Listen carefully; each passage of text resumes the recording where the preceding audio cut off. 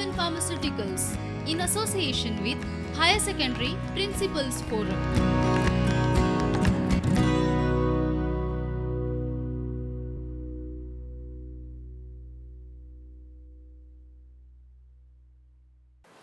Welcome back, students. I will be continuing the organizing chapter from where we have stopped in the previous class. So, next subtopic is formal organization. Now, before starting or telling you what is formal organization, students, I'll give you a small example of what is happening in our school. You must have noticed students, teachers talking in corridors. You must have noticed teachers going to canteen together, going home together, and we know that they are friends. Also, students, sometimes principal comes to your class and announces a holiday. He declares the next day as a holiday. Sometimes principal comes to your class and inquires with you about your parents. Same way, even a teacher, when she comes to your class, she will deal with the lessons, she will talk to you, you will approach your class, your teacher, your particular subject teacher, you will talk to her, you will ask your difficulties related to your syllabus. Beyond that, sometimes the teacher might ask you about your family as well. Okay? So, what is happening here? There is interaction between you and your teacher, you and your principal. Formal interaction is also there and informal interaction is also there. Now, when principal is announcing a holiday, it is a formal interaction. When principal is inquiring with you about your family, it is informal. Same way, when teacher comes to the class, she is dealing with the syllabus in the class, again formal interaction, and teacher is asking you about your family is informal interaction. So, what is happening in an organization? Same thing. Everything is not always seriously discussed or seriously focused on. There is something beyond that takes place in the organization. Communication beyond the officially defined roles. So, that is what we are going to learn in this subtopic, formal organization. Formal organization refers to the structure where an organization lays down the job description for each task to be performed and the rules and procedure related to work process. Now, in formal organization, what happens? Formal organization is designed by the management, by the top level management. Why it is designed by the top level management? In order to accomplish a particular task. They want to accomplish a particular task. Now, we all know the main focus of an organization is to achieve the objective of the organization. So, how the objective will be achieved? If you just say, okay, now come and work, things may not happen. Everything has to be formally told. So, in formal organization, it is the duty of the top management to assign task and see that the task is performed. So, what is the main focus of formal organization? The focus is completing of a task. The focus is everything is formally done. Orders are given formally. Task is completed formally. Communication is formal. So, their focus is on formal obligations. It specifies clearly the boundaries of authority and responsibility. Now, in formal organization, the boundaries of authority and responsibility are clearly defined. That is, suppose a superior has authority over a subordinate. There is a limit to his authority. He may have authority to get the task completed, or he may have the authority to instruct the subordinate to complete a particular task. If the task is not completed, he can tell the subordinate to wait back and complete the task. But he cannot suspend the subordinate. Maybe that is not in his limit, that is not his authority. So there is a boundary. How much of authority a superior can practice over his subordinate. Responsibility. Now task is assigned and a subordinate is responsible to complete that particular task. Only that particular task he has to complete. Beyond that, he is not bothered. I am given this much to do, I am going to do this much. So there is a boundary. You have to complete or you have to do this particular task. As a result, what will happen? There will be coordination among various departments. And coordination is needed in order to achieve the objective of business enterprise. Now, informal organization, in the hierarchy, it flows downward. The orders will go downward. That is, the superior will give orders to the subordinates. Then we have informal organization. Informal organization can be defined as a network of social relationships among employees. Social relationship.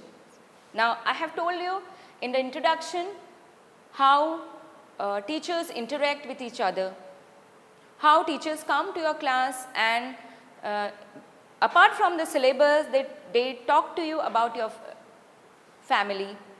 So that is called as interaction beyond their officially defined role. As a teacher, I am supposed to complete the syllabus. I am not, that is my duty. Officially, I am supposed to complete my syllabus.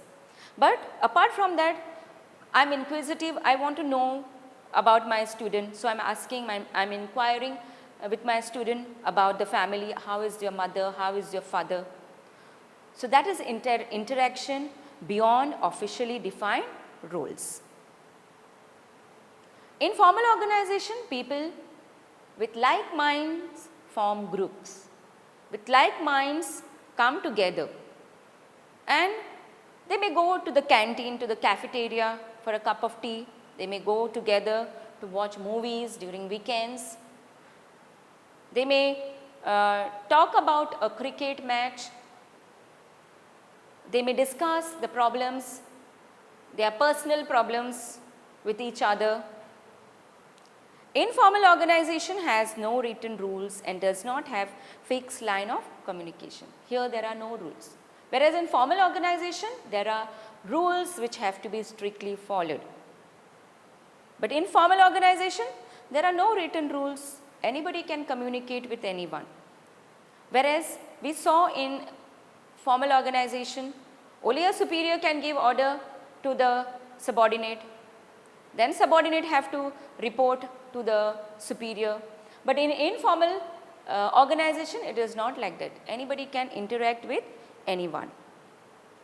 Now, how informal organization develops? It develops from within formal organization. It is not separate. It exists in the formal organization. It also, this type of organization gives satisfaction for the employee. You students, you also go to school. You go to school only to learn what is there in your books or what is recommended by the board for you? No. Apart from that, you have other social activities. You make friends with your colleagues. No, you share your problems with them. And as a result, it gives you satisfaction. Next subtopic is delegation. Suppose if an event is to be organized in your school, are you going to do everything all by yourself? Or you are going to take help from your friends? Practically, it is not possible for one person to do all the activities effectively. As a result, the need of sharing responsibilities arise. Sharing of responsibilities. If I am given a charge, I will share that responsibility with somebody. I will take help from somebody. To perform responsibilities, individual require authority. When the responsibility and authority is shared with others, it is called delegation. So, simple words, delegation is sharing of authority and responsibility. Now, delegation means downward transfer of authority from a superior to a subordinate. So, it is downward. Again, we are referring to the same hierarchy, the top level, the middle level, the low level. So, here delegation will flow downward. The subordinate cannot delegate anything to the superior, but the superior can delegate, can give a particular task to the subordinate. So, it is downward. Enables managers to use their time on higher priority activities. Now, the work that a manager was supposed to do, he is taking help from his subordinates. He is assigning duties to his subordinates. So, as a result, what will happen? Mostly less important tasks are assigned to the subordinates, and the task which the subordinate is supposed to do, he will only do. He cannot delegate that task to somebody else. We can take the example of a classroom. A teacher assigns, she gives you homework to do. Next day she comes to the class and she knows that she had given homework. So, now she wants to know whether all of you have done the homework. So, what she does? She selects some students and she tells, one row, come on, go and check whether everybody have done their homework or no. Okay? So, as a result, what will happen? She will save time. Otherwise, one teacher, if there are 60 students in a class, one teacher checking everyone's book will be waste of lot of time. So, if she is delegating that task to students, this row one person will check, the other row other person will check.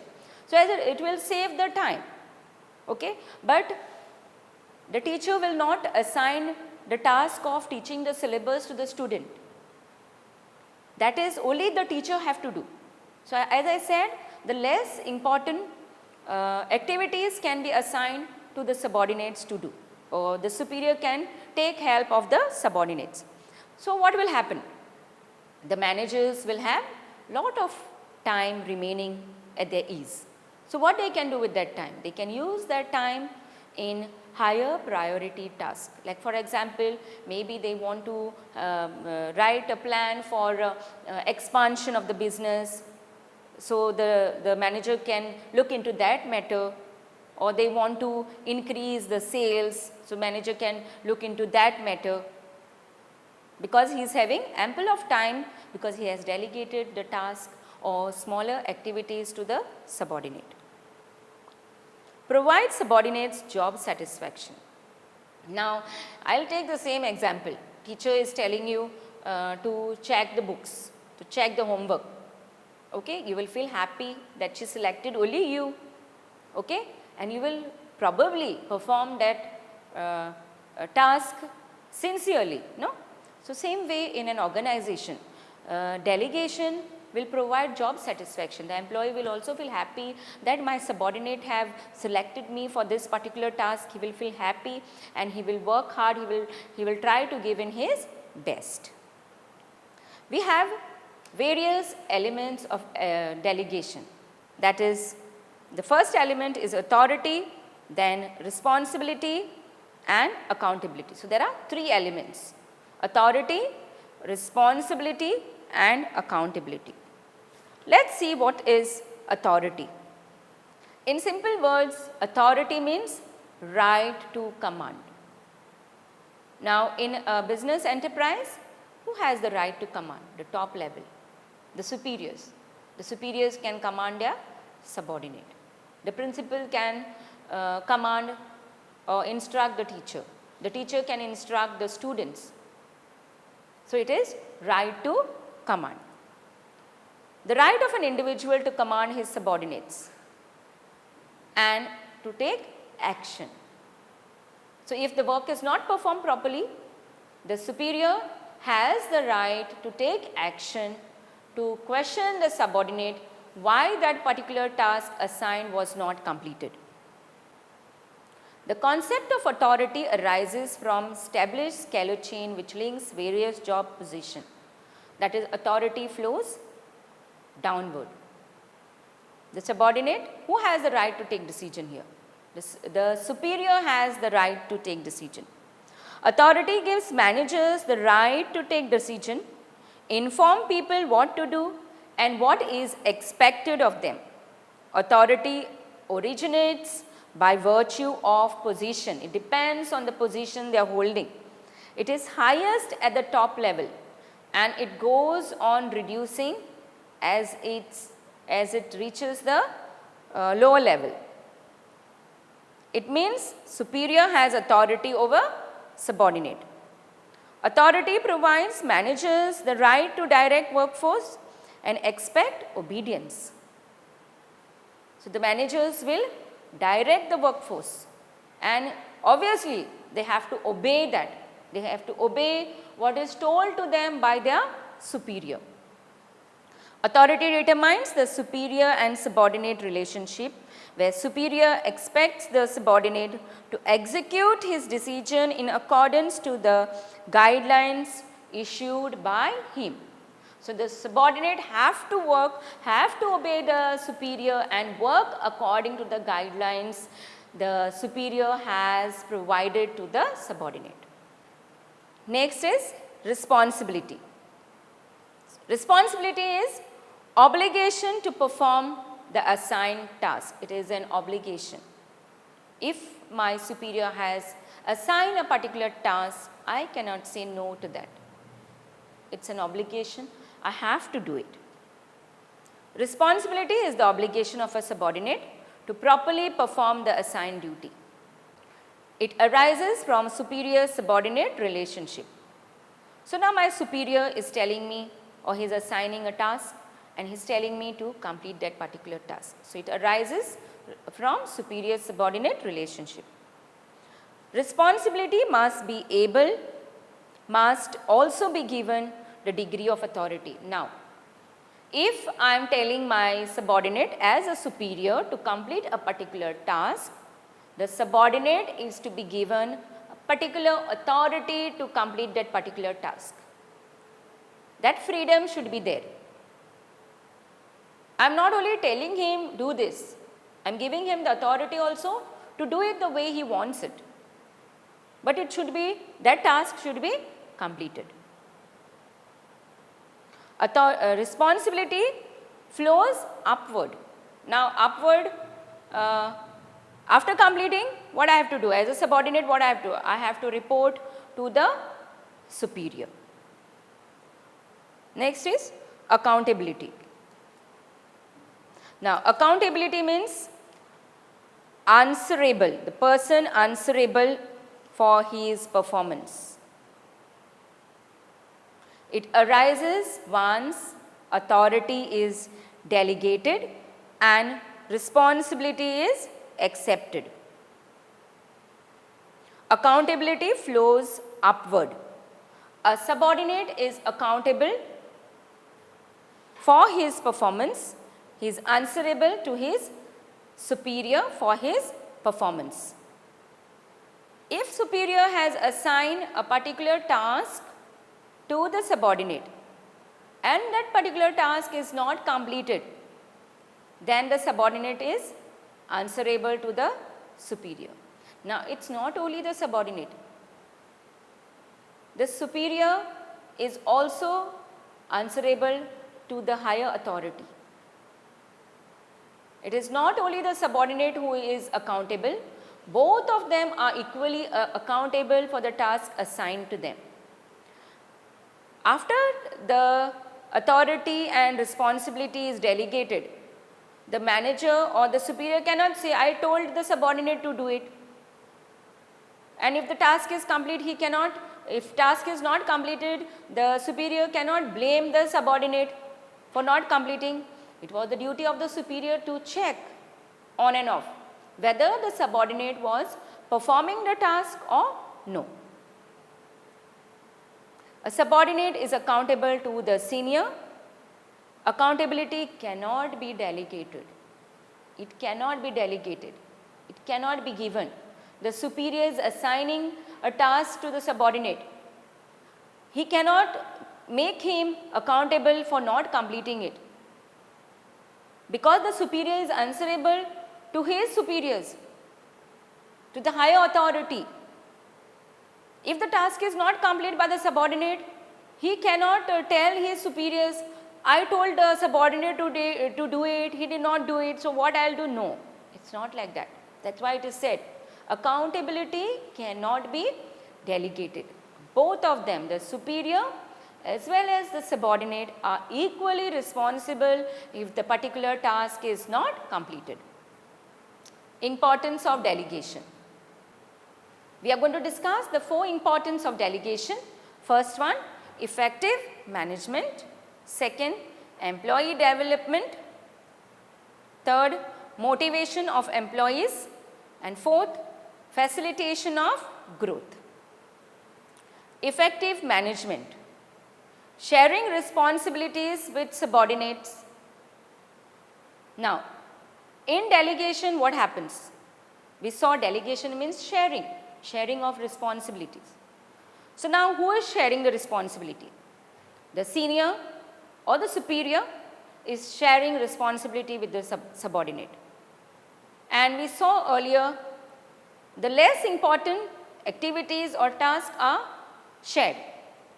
The task which cannot be done by the subordinate will not be delegated to the subordinate. Whatever the superior has to do, he will do it. Only the less important tasks are delegated. Freedom from doing routine jobs. So, he will the superior or the senior will have freedom from doing routine jobs. As I said, less important tasks or routine tasks will be assigned to the subordinates. So, he will have freedom from doing the routine task. As a result, what will happen? The superior will have lot of time at his ease. We have already discussed this. He will have lot of time at his ease, which he can use in accomplishing higher priority task. An issue of higher priority task. Then second, employee development. Now, how employee development? Employees get more opportunities to utilize their talent. So, when authority and responsibility is delegated to the subordinate feels happy about it and he works hard. He wants to prove to the superior that he can do it.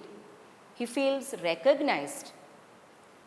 It allows to develop required skill and ability to handle complex tasks. Now, skills to handle complex tasks. Now, I am given a responsibility, I am at the same time as a subordinate I am given the authority. So, I have to complete that particular task the way I want. So, if I want to complete that particular task and if there is a problem, I will learn how to solve that. So, it will develop skills. I will learn more about it. I will learn more how to do it better, so that I can impress my superior. Improves the career prospects. Now, once the task is completed, obviously the subordinate has to report to the superior, and the superior will know how about the performance of the subordinate. So, it will help him in his career prospect later on. That is, if there are any promotion, then this superior can recommend the subordinate's name to the higher authority for the promotion. Third point, third importance of delegation, motivation of employees. Motivation of employees. Now, how employees will get motivated if authority and responsibility is given to them, if they are made responsible for particular thing, how it will motivate them or in what way it will motivate them. Delegation of responsibility with authority indicates superior's confidence, trust in the subordinate. Now, in my example, as I said earlier, I am selecting 4 students and telling them to check the homework, check the books of the students. Now, why I am doing it? I have confidence, I have trust in those 4 students that they will check and then they will come and report to me. They will tell me if any student have not done the homework. Same way, when a superior assign a particular task to the subordinate, it shows that the superior has confidence, has trust in his subordinate. Builds self-esteem, improve confidence and motivates. So as a result, the employee or the subordinate at the low level will feel happy, it will build confidence in him, and as a result he will get motivated to work harder in order to achieve the goal of the organization. Employees feel committed and work hard to achieve higher productivity because the superior have assigned a particular task, given responsibility, given authority. The subordinate will work harder in order to improve the productivity so that the goal of the organization is achieved. Fourth point, facilitation of growth.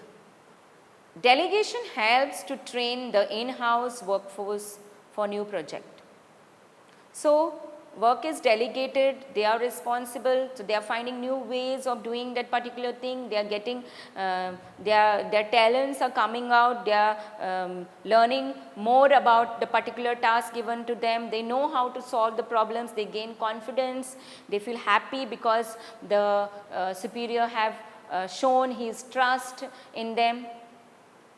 So as a result, it becomes easier to train them because they are already well versed with what they are doing. They are already well versed. So it becomes easier for them to train. The organization can use the already trained and experienced staff to launch new project. Superior is noticing whether that particular subordinate is able to perform that particular task assigned to him, whether he is able to do difficult tasks. He is noticing it, and now the superior knows this particular subordinate can handle difficult situation in a pleasant manner. So as a result, what will happen? I said earlier also, he can recommend his name for promotion.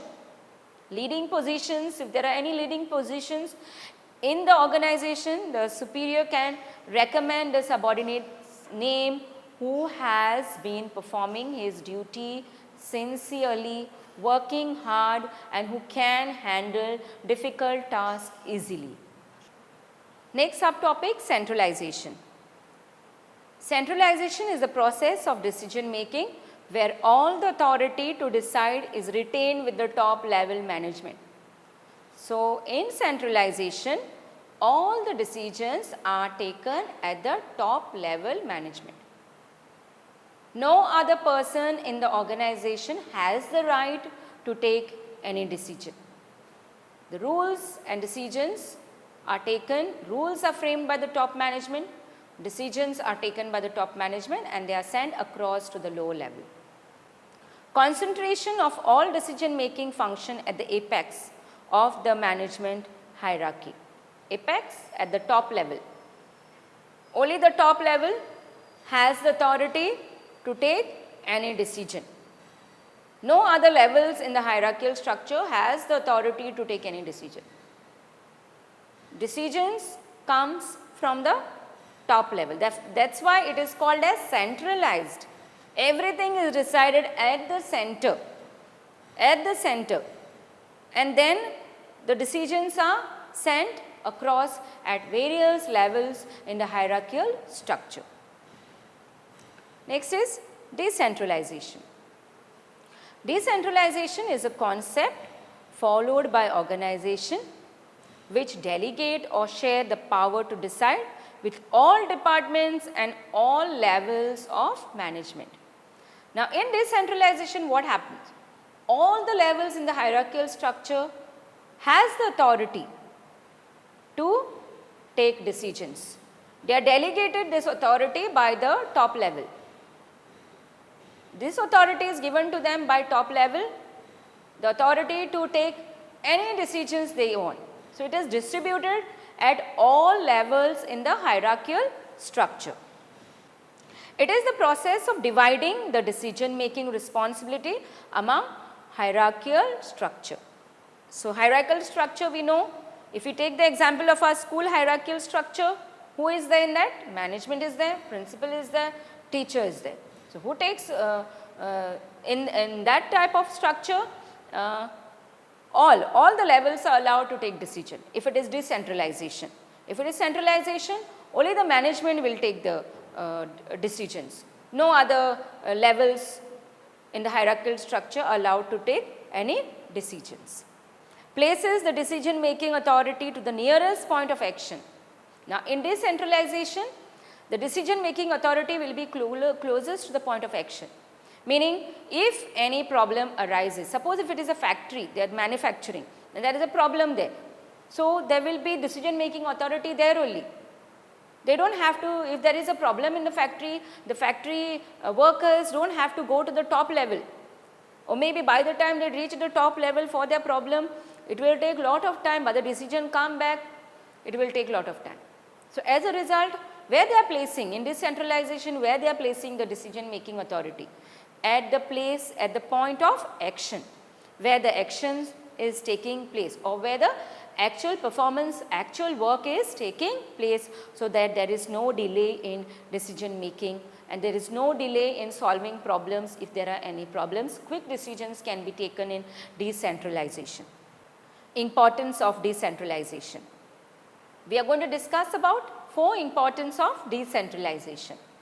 The first one, develops initiative among subordinates, develops managerial talents for the future, quick decision making, relief to the top management. Now, let us take each of these separately. The first one, develops initiative among subordinate. Decentralization gives freedom to the lower managerial level to take decisions. Now, we saw in decentralization, the decision making authority is at all the levels in the hierarchy. So, everybody has the right to take decision. So, it gives freedom to the lower managerial levels to take decision. So, if the lower level, otherwise if the lower level were having any problem, then they had to approach the top level for the solutions. In decentralization, what happens? The lower level has the authority. They has the authority to take the decision if there are any problems. They learn to depend on their own judgment and develop skills to find solution. Now, since the lower level is given the authority to take decisions, they know that they cannot run every time to the superior when there are solutions to ask for solutions for their problems. When there are problems, they cannot go to the top level, they cannot go to the superior again and again asking solutions for their problems. So, as a result, what happened? They learn to solve their own problems. They find out means how they will solve their own problems. They will find out. So, it develops skills in them. They know that they are supposed to solve their own problems. So, they are finding more ways of solving problems. So, now they will become experts in solving problems. They will learn to depend on their judgment, on their own judgment. Okay? They will learn because they know now no more they can approach the superiors for the solutions. So, they will learn to depend on their own judgment. Take initiative to find more effective and efficient ways of handling the assigned task. They will find more better ways how they can complete the assigned task. If the problem arises in completing of that particular task, they will find ways to solve the problem related to that particular task. So, as a result, because of decentralization, there will be initiative among the subordinates to find solution for their problems. They will solve their problems, and as a result, the subordinate will develop skills. Second importance of decentralization, develops managerial talents for the future. Now, how managerial talents will come because of decentralization? The authority to take decisions at low management level makes subordinate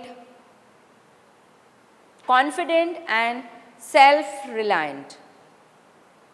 Now, it gives them, decentralization gives them opportunity to exhibit their talents. They are exhibiting their talent, each one want to prove that they are the best. Now, subordinate, now as a result what will happen? They will be solving their own problems, this will be happening again and again, so they will become confident, okay, I have solved this problem. And they will be self-reliant, they will not approach the superior again. They know that they are able to solve their own problems, then why go and approach the superior? Provides on-job training. Now, that much skillful they already become because they are solving their own problems. Okay, so it will help the enterprise to train them. Much efforts will not be needed to train such type of subordinates because they are already skillful, they know how to solve their problems, they know what to do when problem arise, they know how to arrive at that particular solution to solve their problem. So, training such type of employees will be easy. Helps management to identify employees who have the potential to take challenges. Now, the superior is observing the subordinate. Subordinate is working, he knows to solve the problem, he knows to take the challenges. Now, this subordinate's name can be recommended later on in the future if there are any promotions. It helps the management to identify employees who have the potential. Potential of what? Potential of taking up challenges, potential of taking up tasks, potential of solving a particular problem. So, those subordinates will be recognized, okay, and the subordinate also knows if I do this, I solve this, I will obviously get credit for the task that I have performed. So, it will develop managerial talents for the future. People have already been working to make themselves better and better, to acquire better skills, okay, so that the superior recognizes them, and as a result these talents can be used in the future, or these subordinates can be used in the future when the company is introducing new projects. The third importance of decentralization, quick decision making. Now, quick decision making is possible why? As I said earlier, the decision making authority is at the point of action. They do not have to go to the hierarchical levels, they do not have to approach anyone. Decentralization promotes decision making to be taken at levels which are nearest to the point of action. So, decision making is spread at all the levels. It is placed nearest to the point of action. As I said, production is taking place in a factory. There is a problem, if a problem arises, then there is a decision making authority there. The employees do not have to run about seeking solution for their problems. The problems can be solved at their level only. That is what is decentralization. Authority is given to them to take decisions on their own to solve their own problems. The employees are not required to depend on the management hierarchy and wait for top management to take decision. They do not have to wait for the top management.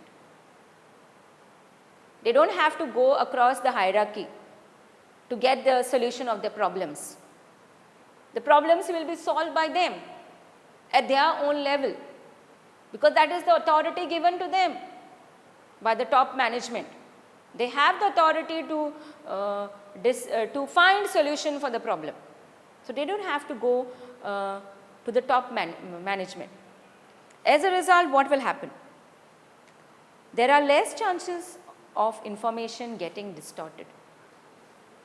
By the time the solution comes from the top level, it will take many days, time will be wasted.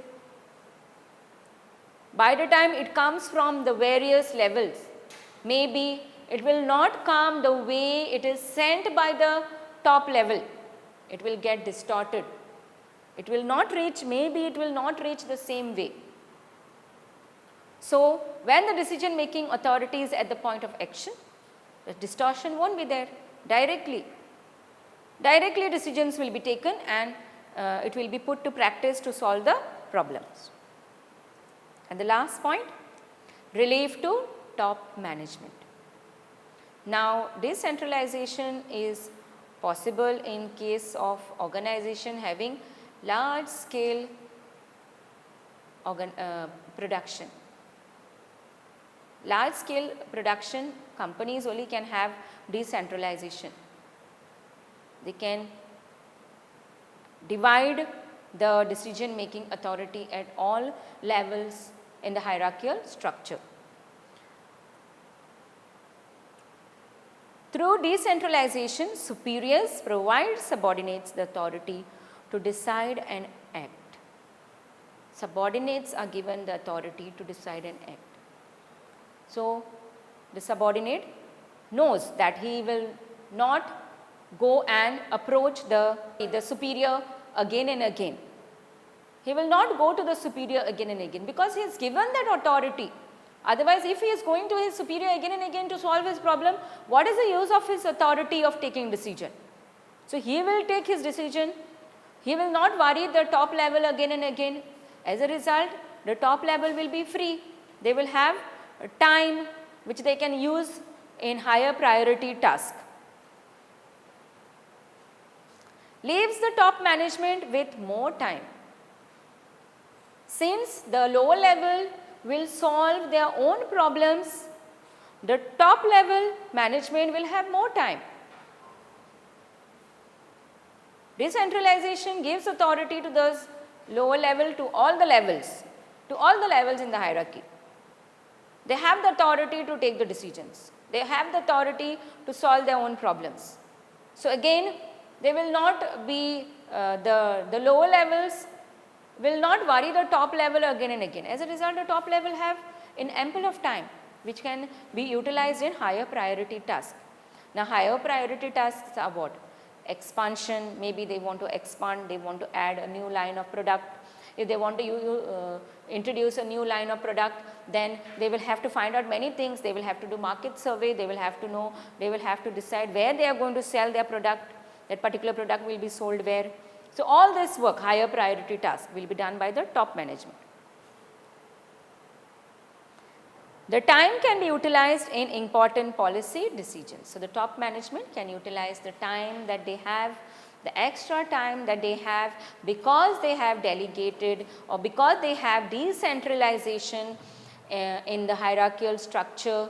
They will have ample of time which can be used in higher priority or higher priority task or policy, important policy decisions. So, with this, students, I have completed the organizing chapter. Thank you and all the best. Prudent Scholars, powered by Lupin Pharmaceuticals.